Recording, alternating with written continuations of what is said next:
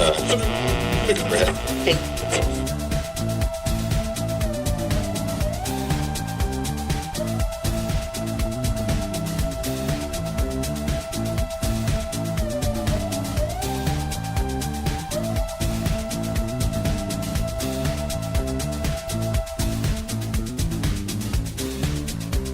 States sue over those frozen federal funds. The Department of Homeland Security responds to critics after that police-involved shooting in Minnesota. And the Federal Reserve responding to an investigation. It is Illinois in Focus Daily. I'm Greg Bishop with you each and every weekday morning here with the Center Square. Go to thecentersquare.com. Get the latest headlines in your inbox by signing up for the newsletter. It's real simple. All you got to do is enter some information and boom, you get it. It's free. You get headlines not just from Illinois, but from across the country as well. Free and open to you to let you know how the taxpayers are being impacted by government. All right, we've got several things we've got to tackle today. A little bit later on, we'll try to be around in the next half hour to check out the U.S. Supreme Court and their order list, which is expected out the bottom of this hour as we're here live with you this morning. So we'll go check out the order list when that's released right at 8:30 and see if it's got some of the gun ban challenges that Veramontes brought forward in Cook County. It's not the Seventh Circuit Court of Appeals that has the Barnett case, but we'll keep an eye on that.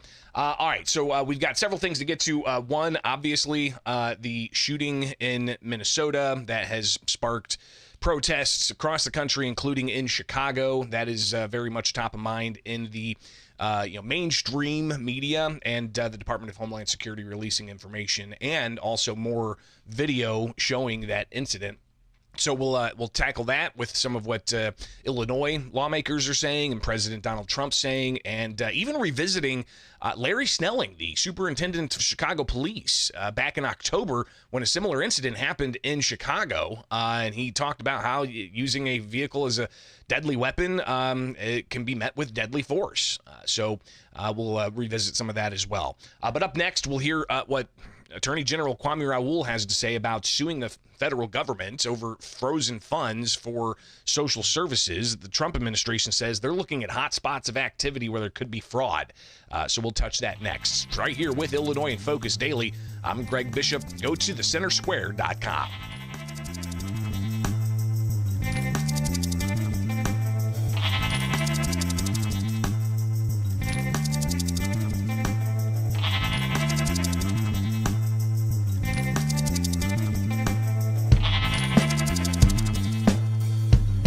$1 billion being withheld from Illinois until it shows receipts on what it's using certain types of federal tax dollars for in the welfare program. And now the federal government's facing a lawsuit from multiple states. Welcome in. It's Illinois in Focus Daily. Like, subscribe, hit that notification bell, and wake up with us here at the Center Square each and every weekday morning. And you can also get the latest headlines in your inbox by going to the Center Square/Illinois. Click newsletter and sign up today. I'm Greg Bishop, editor of Illinois at the Center Square, host of Illinois in Focus Daily. And we got big things coming up, so definitely want you to like, subscribe, and hit that notification bell, and we'll keep you posted. But let's get into this with the federal government and the Trump administration saying that there's hot spots of activity of potential fraud, questioning whether there's a unofficial patronage system going on where certain nonprofits will get funds from the states that matches federal tax funds and goes into these nonprofits or these other organizations, and there's a certain type of political under the table agreement, and that's kind of what is being alleged, though not specifically, because the Trump administration is saying we need to see a whole host of information for how you're spending your money. Illinois gets about $412 million from the federal government for child care programs. It gets a whole bunch more for TANF, temporary assistance for needy families, and that fund resource being frozen from Illinois and four other states. And Illinois Attorney General Kwame Raoul, he had a joint virtual news conference with attorneys general from California and New York. Here is Attorney General Raoul from Illinois talking about this particular case. My office regularly works to investigate and prosecute individuals who defraud Illinois taxpayers. In fact, we have successfully partnered with federal law enforcement agencies, including the DEA, FBI, U.S. Marshal Service, and HHS Office of Inspector General Investigations to hold individuals accountable for defrauding critical government assistance programs. If the president was serious about rooting out fraud, his administration would be investing more resources in partnering with states and supporting states' efforts to root out fraud and abuse. But the real motivation behind this action is to punish Democrat-led states like Illinois that are disfavored by the Trump administration. Now, the audits that come out every year, though Illinois' audits are delayed by, 2.5 years. We know what happened in 2023 fiscal year. We kind of know how much we spent in fiscal year 2024 with a interim audit of Illinois' finances by Illinois' comptroller, Susanna Mendoza, but the actual audit that's a third party detailed hundreds of pages of audit with findings of adverse findings, which are negative, qualified findings that are negative, unmodified findings that are kind of neutral. Those are sprinkled all throughout these audits. And some could point to that and say, well, you've got adverse findings in audits that says you can't track where the money's going. So how can you say that you know there's no fraud or there's no allegations of fraud when you've got an audit that says it's an adverse opinion? They don't know where the money's going on some of these programs. And in particular, one program was a COVID-19 homeowner assistance type of program that had an adverse opinion. And we're talking tens of millions of dollars for that, if not even more, that, they're questionable as to where those dollars ultimately went, right? Follow the money. So with these audits and they're late and we don't see it until 2.5 years later, what kinds of things are being done there? Maybe that's where the Trump administration's saying, hey, we need to have more information about where this money went, back to Kwame Raoul, the Illinois Attorney General. In our lawsuit, we argue that suspending these funds is unconstitutional and unlawful and exercise of power by the president, and is both contrary to law and arbitrary and capricious under the Administrative Procedure Act. So that's what they're ultimately suing over, saying it's arbitrary and capricious for the Trump administration to say, hold on a second, we're not going to give you any more funds until you show us some receipts. Governor J.B. Pritzker last week said he shows receipts, and there's been no specific allegations of fraud, saying that this is political. Kwame Raoul saying that there's going to be an impact in Illinois with these funds being frozen. The effects of this action are far-reaching and dangerous. For Illinois alone, the president's action threatens around $1 billion that Illinois families and service providers are counting on. If this attempted freeze were allowed to stand unchallenged, parents of nearly 150,000 Illinois children who receive child care support would be forced to stay at home, causing employers to lose valued employees and businesses to also be impacted. Children are at risk of being placed in unsafe environments.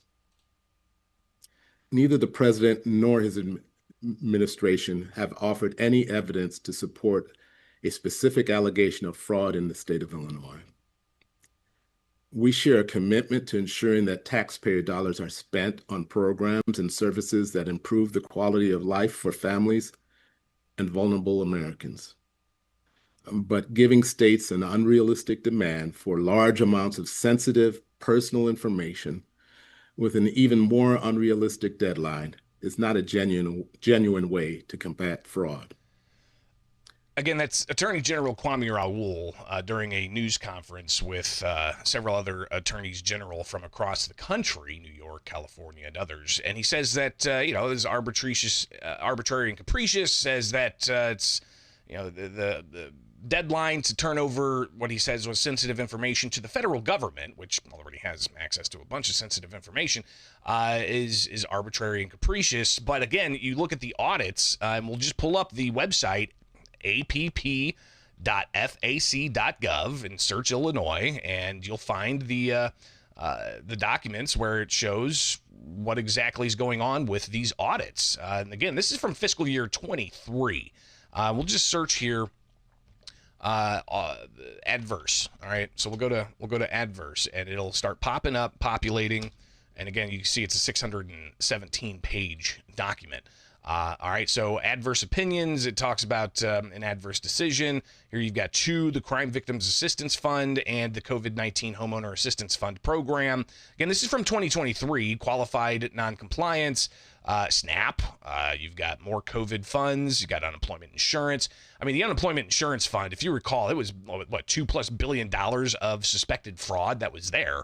The temporary assistance for needy families had a qualified noncompliance. So, this is from 2023, and the Attorney General is saying that it is unreasonable for the timeline of the Trump administration saying, hey, we need these documents to prove how this money was spent.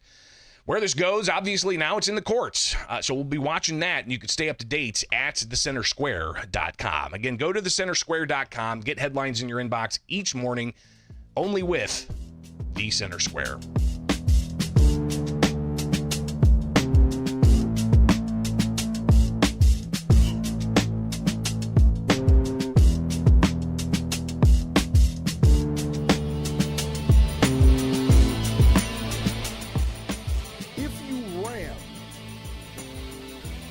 Any vehicle, especially that one that contains law enforcement agents, and that's any law enforcement, local, state, federal, county, and you do this intentionally, this is considered deadly force. Deadly force is anything that can cause great bodily harm or death. When you plow into a vehicle that contains law enforcement agents, you're using deadly force. And they can use deadly force in response to stop you.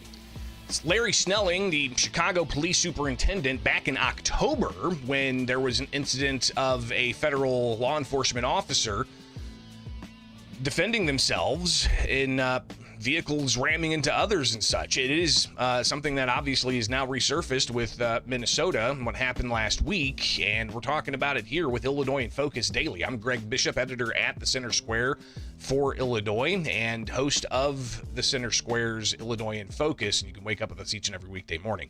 So obviously a lot of attention on what happened in Minnesota last week, and calls for Kristi Noem to step down or to be removed. Here is Delia Ramirez, Congresswoman from Chicago, talking with MS Now, and she posted this on X over the weekend. Look, Kristi Noem is so incompetent. She doesn't even know what her standard operating procedures are. She would know that ICE currently doesn't have an excessive force policy. I'll be introducing legislation in the coming weeks to be able to make sure we actually have it. But the point is that she lies. DHS kills and then they lie about it. They don't even wait for a thorough investigation before calling a victim a domestic terrorist so that they can get away with it. We have to stop her. So Ramirez talking about that while Governor J.B. Pritzker was on CNN over the weekend, also discussing this issue, elevating it into the national political conversation. Process. That's not something that the Trump administration believes in. And indeed, they are throwing people out of the country. They're arresting U.S. citizens and people who are here legally without any due process. And in many cases, they're claiming that they're domestic terrorists, claiming that they're doing something wrong when there's zero evidence on their side. Let me just say, though, that when you have video, as you do in Minneapolis, when you have eyewitness testimony from people, it seems like there's a whole lot of evidence. So Pritzker talking about the evidence that he's seen, DHS releasing their own evidence, and here's a video that DHS released over the weekend as well, seeming to, as the Trump administration puts it, debunk the mainstream accounts of all of this. I'm Lauren Biss, Deputy Assistant Secretary at the Department of Homeland Security. I'm here to set the record straight on false reporting surrounding our brave law enforcement. Following the attack in Minneapolis, the media and sanctuary politicians began spreading smears about our law enforcement. from claiming the rioter was driving away from law enforcement to garbage that she was denied medical care. Here's what really happened. ICE officers in Minneapolis were conducting targeted operations when rioters began blocking ICE officers, and one of these violent rioters weaponized her vehicle, attempting to run over our law enforcement officers in an attempt to kill them. An ICE officer, fearing for his life, the lives of his fellow law enforcement, and the safety of the public, fired defensive shots. He used his training and saved his own life and that of his fellow officers. This footage corroborates what DHS has stated all along, that this individual was impeding law enforcement and weaponized her vehicle in an attempt to kill or cause bodily harm to federal law enforcement. Again, that's the DHS narrative they're putting out on their social media in the wave of a lot of the big corporate cable news channels saying that, laying out the headlines that they just laid out there. Obviously, you could hang up any picture and people are going to have different interpretations of it. And we're clearly seeing that, and especially in an election year, how that's being used in the political conversation. So you've got, President Donald Trump last night. He was on Air Force One heading back to Washington, D.C., and he was asked about this. And he says, listen, these agitators were over the top, and he's curious if they were paid to be there. I think, frankly, they're professional agitators. But just disrespect. And I'd like to find out, and we are going to find out who's paying for it. But just disrespect. With their brand new signs and all the different things. But that woman and what her friend and what their other friends were doing to law enforcement, not just ICE, law enforcement is outrageous. So Trump, again, he talked about how he sees some of the video, and it looks like these individuals are there antagonizing and tracking down even and following them around. This was something that happened in Chicago not too long ago, back in October. Operation Midway Blitz announced, and you had people with whistles getting around armed federal law enforcement on the streets conducting immigration enforcement. And while some may characterize it as there's no due process, I mean, these individuals they're going after have court orders to be detained and ultimately lead to deportation. ICE obviously is conducting street actions in areas considered sanctuary states because local law enforcement's not cooperating and keeping non-citizens arrested for other crimes in jail to let ICE know, hey, pick this person up. It's a non-citizen. Illinois police can't even ask suspects what their immigration status is because of laws in the state of Illinois. So that's why they're conducting these operations on the streets, according to the Trump administration. But back in October, Larry Snelling, the Chicago police chief, he addressed this issue, was pretty emphatic, talking to the public who are upset about immigration enforcement, but saying that you can't just take the law into your own hands. So let me be clear to the public about certain things. You have to excuse me, I'm a little dehydrated. Let me make this clear. Federal agents, ICE, HSI, are officers. They are agents of law enforcement. If you box them in with vehicles, it is reasonable for them to believe that they are being ambushed and that this could end in a deadly situation.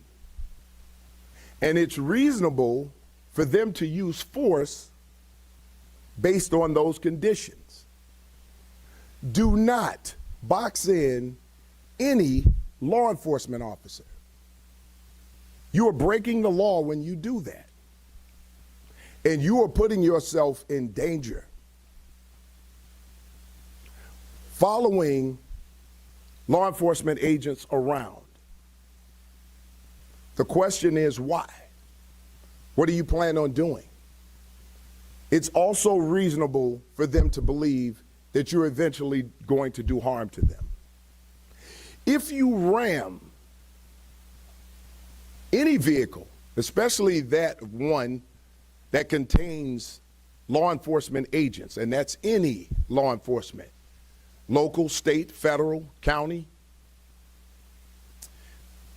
and you do this intentionally, this is considered deadly force. Deadly force is anything that can cause great bodily harm or death. When you plow into a vehicle that contains law enforcement agents, you're using deadly force. And they can use deadly force in response to stop you. We need to be clear about these laws. We cannot become a society where we just decide to take everything in our own hands and start to commit crimes against law enforcement. Again, that's Larry Snelling back in October, Chicago police superintendent. Rewind back to just last night, President Donald Trump asked about immunity and in particular what that means to him for law enforcement like this officer in Minnesota or elsewhere, quite frankly. When it comes to ICE officials, though, Mr. President, you, well, just to clarify on the absolute immunity, do you believe ICE officers should have absolute immunity? Generally speaking, I mean, these people have been harassed and threatened every day. They had bands out playing so they couldn't sleep at the hotel. I see what they're doing to them. They're threatening them constantly. And all they're doing is doing what I got elected on. And again, enforcing federal law, which is something the Trump administration said time and again. Federal law is what they're enforcing when it comes to immigration. And there is due process, the Trump administration says, with these detention orders and such. Even Vice President J.D. Vance last week, as we shared with you, talked about how if you want to change the law, don't go and impede law enforcement enforcing the law. Get to the ballot box and do it that way. We'll see how this continues to evolve and develop we're in an election year and how the politics of this is playing out. All right, it's Illinois in Focus Daily. Like, subscribe, hit that notification bell, and wake up with us each and every weekday morning for the latest here with the Center Square.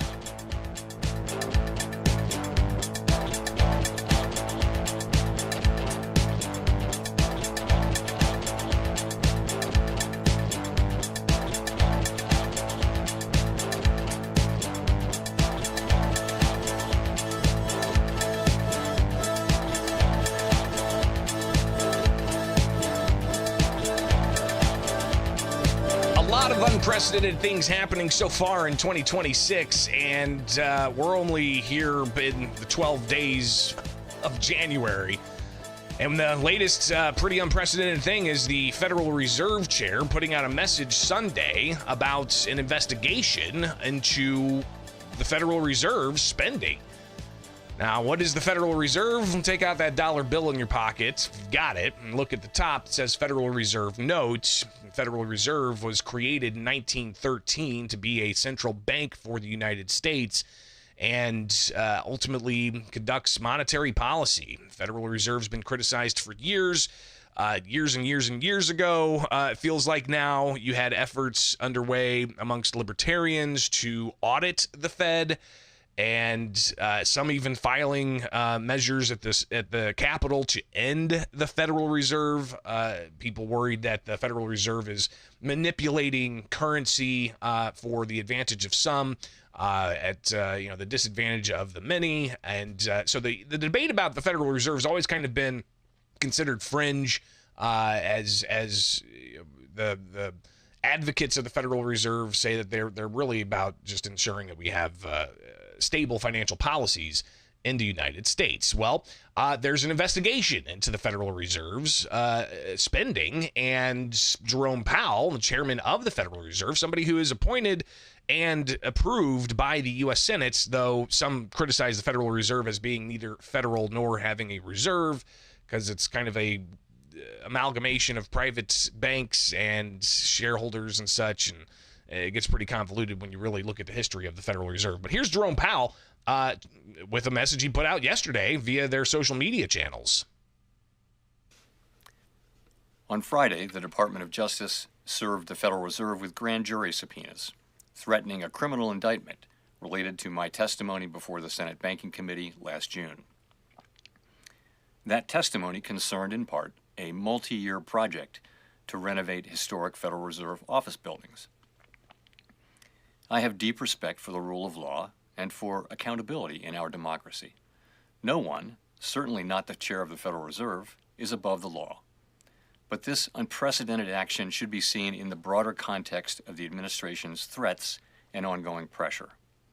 This new threat is not about my testimony last June or about the renovation of the Federal Reserve buildings. It is not about Congress's oversight role. The Fed, through testimony and other public disclosures, made every effort to keep Congress informed about the renovation project. Those are pretexts. The threat of criminal charges is a consequence of the Federal Reserve setting interest rates based on our best assessment of what will serve the public, rather than following the preferences of the president. This is about whether the Fed will be able to continue to set interest rates based on evidence and economic conditions, or whether instead monetary policy will be directed by political pressure or intimidation. I have served at the Federal Reserve under 4 administrations, Republicans and Democrats alike. In every case, I have carried out my duties without political fear or favor, focused solely on our mandate of price stability and maximum employment. Public service sometimes requires standing firm in the face of threats. I will continue to do the job the Senate confirmed me to do, with integrity and a commitment to serving the American people. Thank you. Again, Jerome Powell, chairman of the Federal Reserve, with a statement they put out via the Federal Reserve's official social media channels last night. Also last night, President Donald Trump talked about how he wants to see the Federal Reserve lower interest rates, something he's been very critical of the Federal Reserve about, saying that the economy is doing great. And, you know, the president, as bombastic as his critics say he is, saying it's the best economy in the world. And, you know, I think you've heard the line before, the United States was dead under the Biden administration, but now it's the hottest thing in the world. So, you know, the president says that high interest rates is holding down the economy. Last night on Air Force One, he was asked about some interest rate policies. Here's on the Friday, president the Department of Justice last night, again on Air Force One. Interest rates are falling very rapidly. Not only for that reason, for other reasons too, but interest rates are falling very rapidly. With no help from the Fed, because we have a total stiff at the Fed. No, I want a cap on credit card interest rates, because, you know, some of them are 28, almost 30%. And that, people don't know they're paying 30%. The people out there, you know, they're working, and they have no idea that they're paying 30%. No way. We're putting a 1-year cap at 10%, and that's it. They know it. They've really abused the public. The credit card companies have totally abused it. I'm not going to let it happen. So he's talking about credit card companies there, but he also mentioned how he's not a big fan of Jerome Powell, the Federal Reserve chairman. And we'll see how this plays out throughout the rest of this week, especially with the Fed making their statements last night about being subpoenaed. And how this plays out, stay with thecentersquare.com.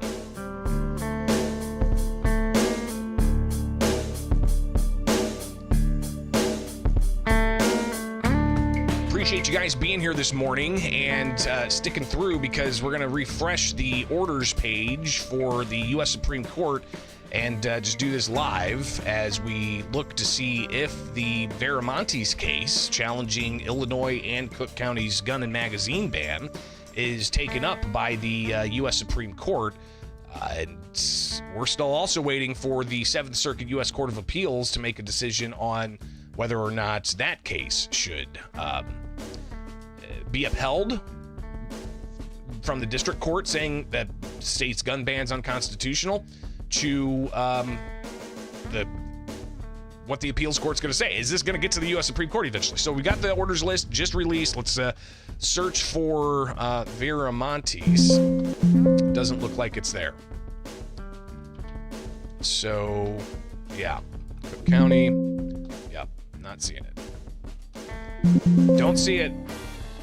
So that must mean it's going to be relisted, and we'll be back at it another day. All right, have a great Monday, and we'll be back here with you with the Center Square.